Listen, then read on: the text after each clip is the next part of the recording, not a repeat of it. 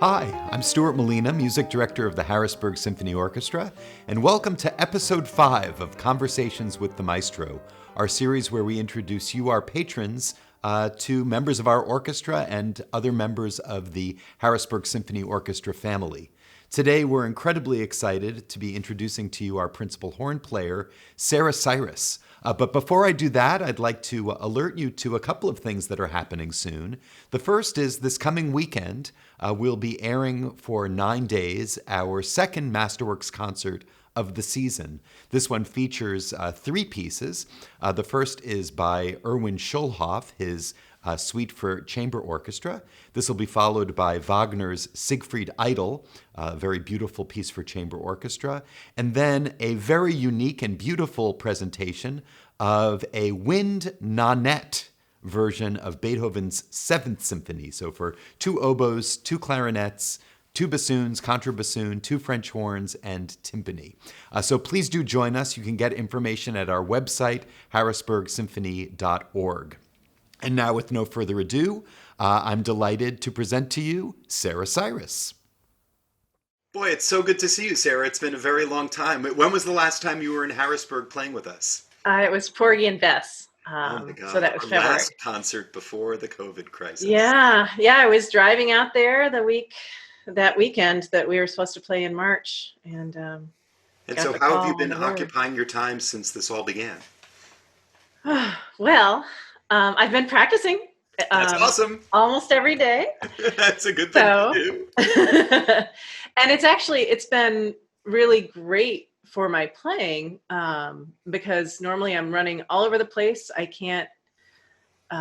just don't have the time to practice the little things like how to get a smooth slur. I'm going back to the basics, like what everyone has to do in college, and sort of just tweaking everything. So it's really been, in that sense, fantastic for me that way. But it's very strange not to play with people for so long. I've never none of us have gone this long without playing with other people. And I have to say, I'm a little nervous about coming out tomorrow and playing Beethoven 7 with other people. I mean, it's like, wow, what's going to happen? But I'm sure it'll be fine. I've been practicing a lot and I'm really excited. It will definitely be fine, and it will certainly also definitely be an adventure. You know, everything is very different. I mean, having done a couple of concerts now, just having the orchestra so spaced out requires like a whole new mindset in terms of how we approach making music together. Right. But you'll be great. It's going to be fantastic. Yeah, I'm very excited. Thank you so much for doing this. I'm really pleased that you were willing to join us today. And the way I always start out is just by asking, where do you come from? How did you choose the horn? When did you start playing horn? And, all of that kind of backstory. Okay. Well, I grew up in Michigan. And a big state this week. Yes. I better not comment politically on the state. I do live in the New York area now. At any rate, let's see. And my parents were not musicians. My mom was an amateur pianist. So we had a piano in the house and we all played piano a little bit. And my brother had played the saxophone. And so I guess I knew I was going to play an instrument. I don't really remember my parents like telling me you have to do this. I think I just wanted to. Most of my friends were. The school program? Yeah, I started in 5th grade in the school program. And I don't remember why I picked the horn. I think I thought it looked really cool or really pretty or something. I'm sure I didn't know what it sounded like. Yeah. But right around that time, I think a year after I started, when I was in 6th grade, is when Star Wars came out. And then I knew what a horn could do. And I was very excited after that. That's really funny. That's one that I haven't heard before, but it makes a ton of sense. You just hear this incredibly cool music featuring the horn. So were you very serious about it as a kid, or did it take some time for it to grow on you? No, I think I loved it from the beginning. Although I had no idea I was going to be a musician at that point. Like I said, I wasn't from a musical family. And so I do remember why when it started, when the inkling started, oh, maybe I'd like to do this for a living. My youth orchestra, when I was in 9th grade, went to Vienna. Wow, And that's cool. yeah, and I had never been out of the country before, and I'd certainly never seen a place like Vienna or had any kind of those experiences and been around so many musicians. And I just loved it. And I thought, wow, if I could do this, well, I didn't realize everything being a musician entailed. I thought I could always wear sweatshirts and jeans. I didn't really realize you have to get dressed up a lot. Yeah. And I thought you would be able to sleep in all the time because musicians only worked at night. I didn't realize there are 10 a.m. rehearsals usually. That is but I also thought, if you think about it. yeah, right. But I was a kid, I didn't know. Also, I was thinking, wow, I can travel the world and that'll be great. And what's really funny is my first job was in South Dakota. Wow. And the rehearsals were in the morning. Okay, fine.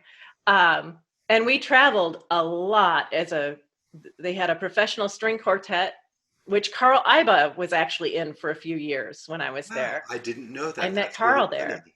And actually, your former English horn player, Tim Clinch, was in the Dakota Wind Quintet before I was there. But when I came to Harrisburg, he was here, and I had heard about him when I was in South Dakota. Isn't that funny? So it is a really small world. It is. It's crazy. But anyways, so I traveled around in the Dakota Wind Quintet in South Dakota and stayed in towns of 300 people. And it was not the same as going to Vienna.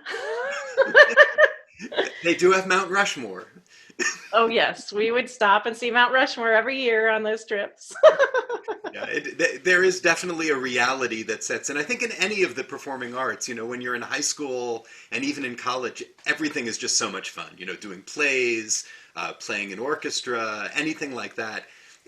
Professional life is professional life when you need to make a living doing it. But there are much worse jobs, I will tell you, than playing in the South Dakota Symphony. Oh, absolutely. It was a great experience. The first time I was professionally playing principal horn. Yep. In fact, my first rehearsal as a professional player, I was 22 years old, right out of college. And thankfully, the conductor was Henry Charles Smith, who was a big conductor at Interlochen. He was used to dealing with children. And I was pretty close to being a child at 22 with zero professional experience. And our first concert was Tchaik 5, Tchaikovsky's Fifth Symphony, which is the biggest horn solo for any horn player. And he started my very first rehearsal with the slow movement. He's like, okay, second movement of the Tchaikovsky. And I'm like, oh my gosh. But it was so smart for him to do that because he got all the nerves out right away, and then it was fine. So really, that is really clever. That's awesome. So let's backtrack just a little bit. So you get through high school, you've decided that you want to pursue music. Did you stay in Michigan? I mean, University of Michigan is one of these storied programs.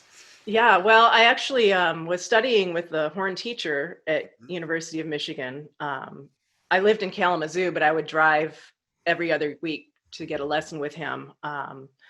And he was strongly encouraging me to go there, which, by the way, is where our second horn player, Liza Ballou, went to school.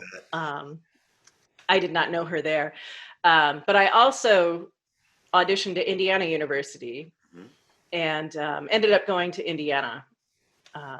Staying in the Midwest. Stayed in the Midwest. Yeah, I didn't know much. Again, my family they weren't musicians, and so I didn't really realize. In fact, I didn't realize that Indiana University was one of the, especially in the 80s, one of the best music schools in the world. I'd heard about that, but it didn't really click to me. Now, in hindsight, I'm very glad I made that decision.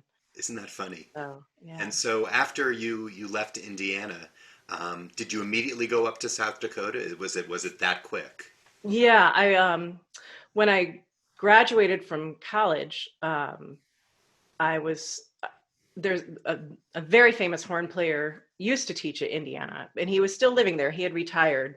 And I thought, I really should take advantage of this guy being here, and I'm here, until I get a job somewhere.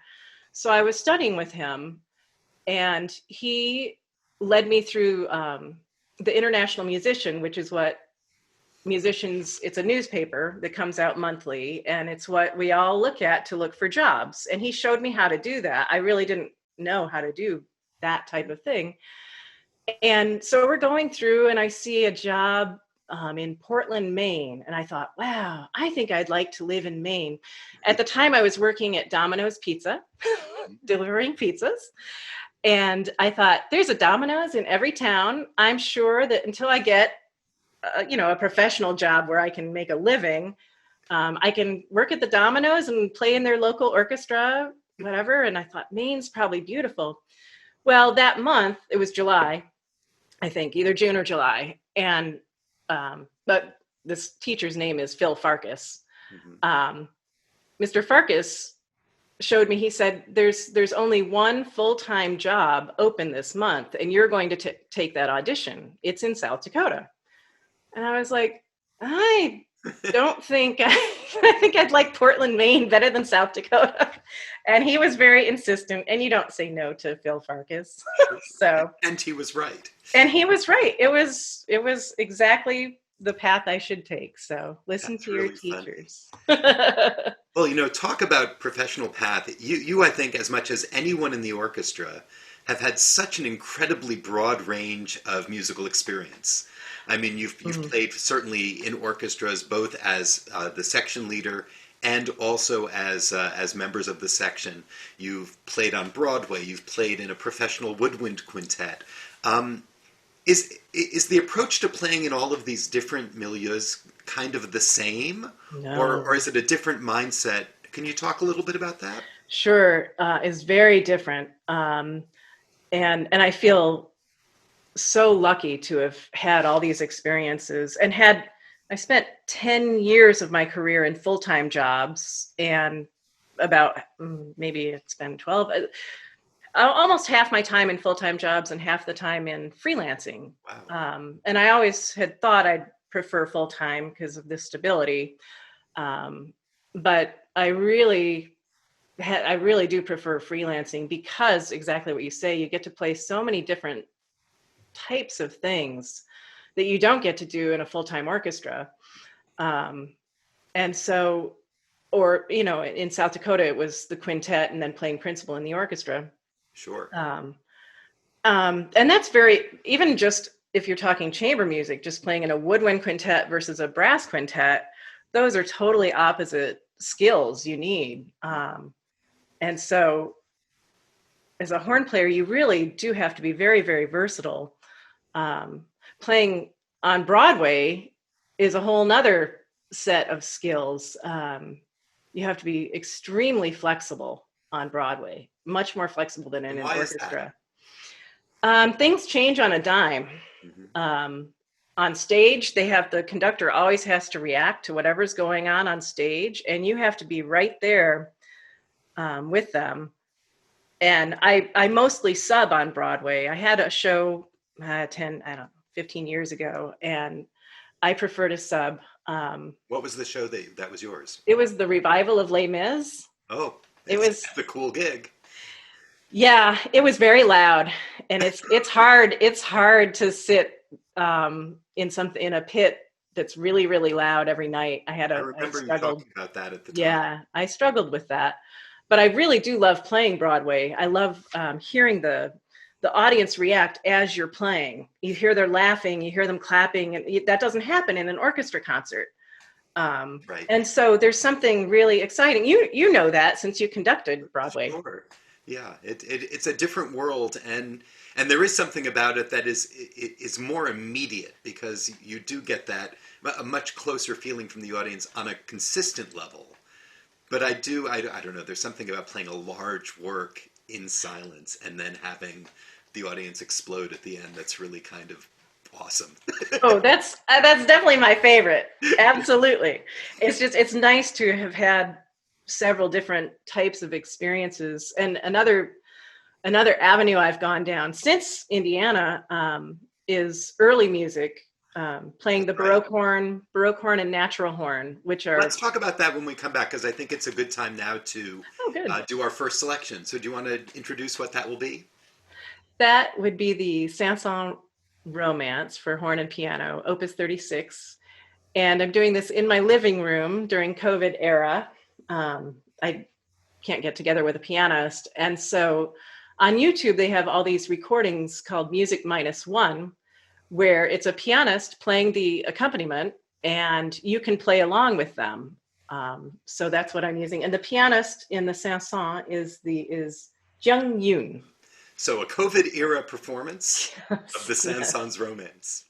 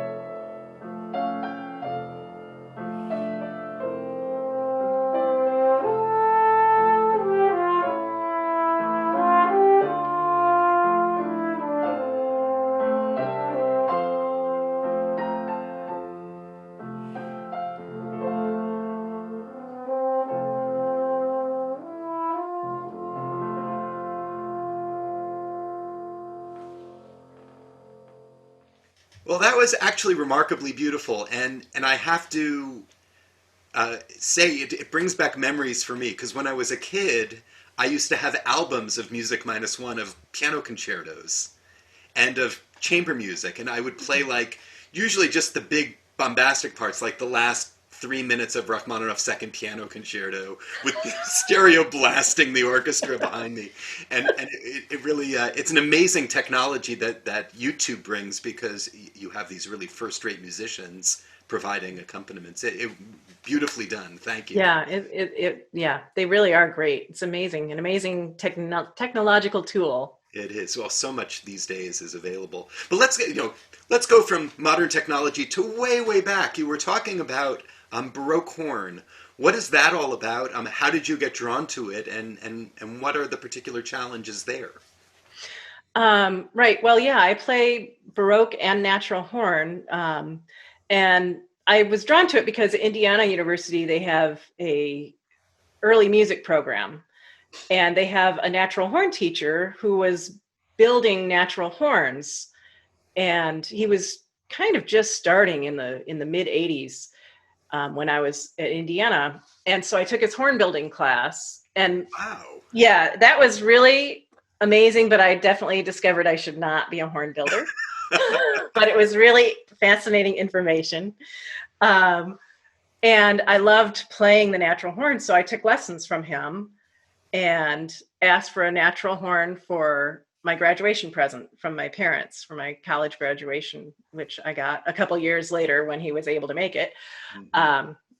And when I moved to New York, to this area, I started playing that professionally. Before, when I was in South Dakota, I would play it on recitals and that sort of thing, but just for fun and for interest to the audience. But here in this part of the country and in bigger cities, a lot of places do have early music groups. So I play it fairly often. Here in Cleveland, I play it San Francisco around. Do you find it's something that a lot of horn players do, or is it really a niche specialty? It's a specialty. It's sort of like an acquired taste, like wine or that type of thing. I would have to say a lot of horn players do not like it because it's Baroque horn in particular. That's Bach and Handel. If you saw on the piano in that video, my Baroque horn was sitting. Yeah, it was sitting there, and that's a wild instrument. In fact, one of the last concerts I played this year was Brandenburg Concerto on that horn. It's very difficult, and it's a fascinating sound when you get that together with other Baroque instruments, not modern, because they have a different way of projecting. They just have a different way of sounding, and particularly if you play in a church in a boomy environment, it's really an amazing sound, but it's raw.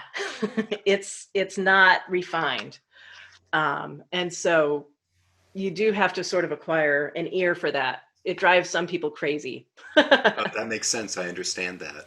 It's really cool, though, that you get to do that. And again, just add that as another kind of musical experience that you get to have. Right. And I would never be able to do that if I had a full-time job. I could not do that when I was working full-time. So that's one thing I love about freelancing. Yeah. So in terms of the horn in general, I mean, you've spoken to the difficulties of playing Baroque horn, but I think that if you asked musicians what the most difficult instruments are, horn would certainly be up there. Are there particular reasons for this? What are the challenges that come with playing a horn that make it so tricky? Well, the thing that's different about the horn from other instruments is it plays the entire harmonic series you can do it all just with your lips, which is how you can play the Baroque horn. You can play a tune on that without using there are no keys on that horn. Mm-hmm. And so the higher you go, the closer those notes are together in that harmonic series. And so it's very easy to go a little too high, a little too low, to miss it. And I think that's what makes the horn harder than other instruments, is that harmonic series is all right there, and it's not on the other instruments. Sure. That's really interesting. You know, I played the horn when I was a kid, but I was really terrible, so I never really thought about partials or harmonic series or anything like that. But it makes a lot of sense. One other thing about the horn that's actually interesting, and I think you probably came in right around the middle of this, is that if you go back to like the 1950s, 1960s, there weren't a lot of female horn players. And now, if you look at our section, including all of our subs, I would say it's probably 70% women. And is that something that happened for a reason, or was it just a natural evolution as, you know, the equal rights movement went on, or as, you know, as orchestras began to change? Well, that's there was a lot of prejudice toward female brass players, horn players less so than trumpet, trombone, tuba. But really up until the 90s, I would say in the 2000s, it really started to change. And to be honest, once Jen Montone won the Philadelphia Orchestra, and she's the first female principal horn player to have won an audition for one of the top 5 orchestras. And she's and that was 2006 or 7, I think. Wow. It was But truly, once that happened, then things have really, really opened up for women that way. And things were gradually opening more and more. But when I was in school in the mid 80s, I would say at least half, if not maybe 60% of the horn players were women, but you didn't see that in the orchestras. Mm-hmm. And in fact, my teacher, Phil Farkas, told me to make sure that I never wear heels. This was in the late 80s, early 90s. Never wear heels to an audition, wear tennis shoes so they can't tell that you're a woman. And it's all behind a screen too. But he's like, if there's not a carpet for you to walk on, if they hear those heels, and that's coming from a man who played in the 50s and 60s. Yeah. That's really interesting. Yeah, but things... That's neat. So let's move now to the second selection. And what is the second piece that you have for us? This is the Glière Nocturne, Opus 25, number 10. And the pianist in this, again, another YouTube Music -1 selection. And the pianist for this is Diego Salazar. Fantastic. So this is music of Glière.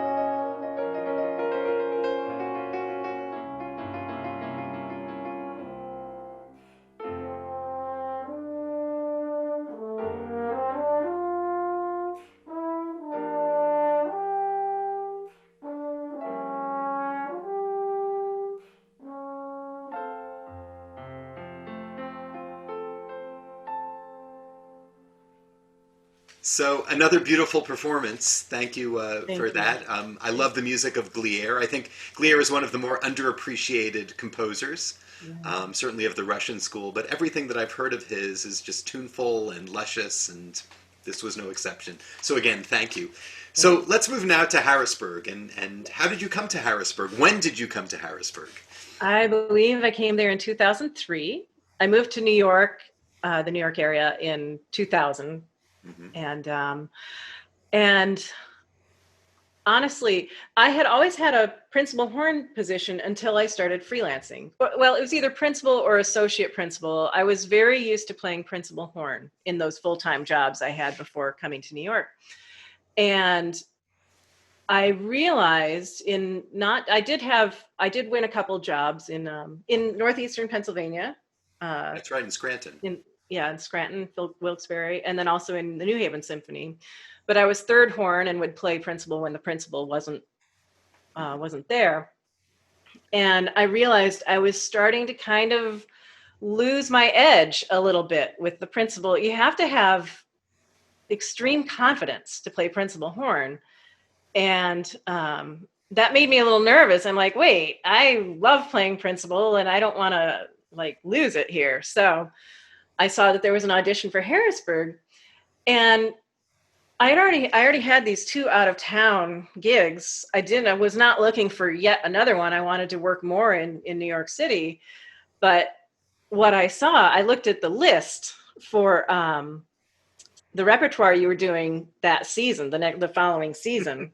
And every single concert was a major horn piece, major horn excerpt. And I'm like, oh, I'm going to take this. And I'm just going to play for the year, and then I'm going to quit because I can't handle 3 out-of-town jobs. That was the intention. I'm glad you didn't bring that up in the audition. Yeah. Well, I'm glad I didn't quit. That was what, 17 years ago. And so you came to the audition. Did you know anything about the orchestra other than that it was in the capital of Pennsylvania? Did you even know that Harrisburg was the capital of Pennsylvania? I don't think I knew that, but I'm sure I figured that out when I saw the capital. That's the biggest capital I've ever seen. I knew of some people who had played here, but I had never played in Harrisburg. And in fact, I called a friend saying, what do you think about this orchestra? Is it worth bothering with? And she said, no, I think you would like it. You should try. And I'm thrilled that I did. I'm thrilled that that I won because it was a great year playing. And Harrisburg is a very different orchestra than I've played in. I've had contracts in probably over 30 orchestras around the country. Wow. And over the years, it's been many years. And Harrisburg is very different in that, well, you're a very different conductor, for one, in that you're very friendly with all the musicians, which is very unusual. It's great, and we love it. And it really does feel, maybe a family is too strong a word, but there's so much camaraderie, and it's a very supportive orchestra. I would say most orchestras you don't get quite as much support in as you do in Harrisburg. And it's fun. I love coming there and playing with people from different parts of the East Coast. A lot of people from DC and Baltimore and Philly, and up in Boston, because mostly I play with people either in Philly or in New York, which is great. I love that. But it's fun to hear what's going on in other cities too. And there are a lot of great players in all those cities. Yeah. That's one of the reasons that we play so well is we draw people from these wonderful markets. Yeah, it's That's really... awesome. Do you have a particular memory that you hold particularly dear about a time playing in Harrisburg? Well, of course, Heldenleben. If there's one thing I know, it's the year that we've done Heldenleben, you'll want to do it again the next year. Well, you know what's funny? For people who might not know, horn players, we don't usually play the melody, and especially not as a section. And in Strauss's Ein Heldenleben, we're playing the melody all the time, and we're playing all the time, and it's really fun. It's very acrobatic type of playing. And it also has some of the most beautiful solos for principal horn. Yeah, that too. I remember very, very well how beautifully you played in that performance. Oh, thank you. Thank you. It was a memorable one for me too. Well, I remember at the end of the first rehearsal, you ended the rehearsal, and the rehearsals are 2.5 hours. And we're usually ready for it to end, but we couldn't believe, we thought it's only been like half an hour, right? The whole horn section was like, we're ready to keep going. And it was really interesting, our feeling that way, because it's like, maybe this is how violinists feel, because they always get the tune. Yeah. Well, and the other thing I remember about that, and actually about many performances, is at the end of rehearsal, sometimes the whole horn section will just stay a little longer and rehearse themselves. Not on our time, but just because you want it to sound better. And that's one of the things I love about here. Well, we have a fantastic horn section. I'm so lucky. It's fantastic players and personalities too. It's very lucky. I agree with you. I can always count on looking to the horn section and seeing people smiling and even laughing and having a wonderful time because you love each other. It's absolutely clear that you're all really good friends. And as you say, I mean, we've got a heavy hitting horn section. I would put it up against almost any horn section that I can think of in terms of just the quality of the music making. Yeah. So thank you for that. Thank you. Anything that you want to add to tell our patrons? Any hopes for the future? Any predictions about where we're headed? What do you think the future holds for us? A lot of people are worried these days. Yeah, I'm not very worried about Harrisburg Symphony. I wouldn't say the same about some of the other groups I play in. I feel like this group, it's not just you and the musicians that are special. I think it's the board management. It's the whole package. It just, something really clicks in Harrisburg, in that town. And so I have great hope that that will continue once we do start up again, which hopefully that will be soon. But I'm very, and also just knowing that we are, like, I'm coming out tomorrow for the first time and you've already done 2 concerts. We have started in a strange way, but nevertheless, and most groups have not. So that shows another specialness about Harrisburg. So thank you for that. It's my pleasure. And I will say that one of the things that I think makes our organization special is that everyone really is on the same page. And that is the magic of orchestral music, the importance of the players as the makers of this music, and as individual humans, which I think is often missing in a lot of organizations. That's true. Our board really cares about the musicians as people, understand their importance to what we do. I mean, you are everything in terms of what we're doing on stage. So I'm very proud to be part of the organization, needless to say, and I'm proud that it's made up of people like you, Sara. Thank you so much for doing this today. It's always a pleasure to see you, and I can't wait to make music with you again. Yes, it'll be great. Thank you. It's an honor. Take care. Okay. Many thanks to Sara Cyrus for sharing her time and her music with all of us. Next time, we'll be featuring our principal timpanist, Peter Wilson. It should be a fascinating and wonderful introduction to the world of percussion. And for now, have a wonderful Thanksgiving, and I'll see you very soon. Thanks so much.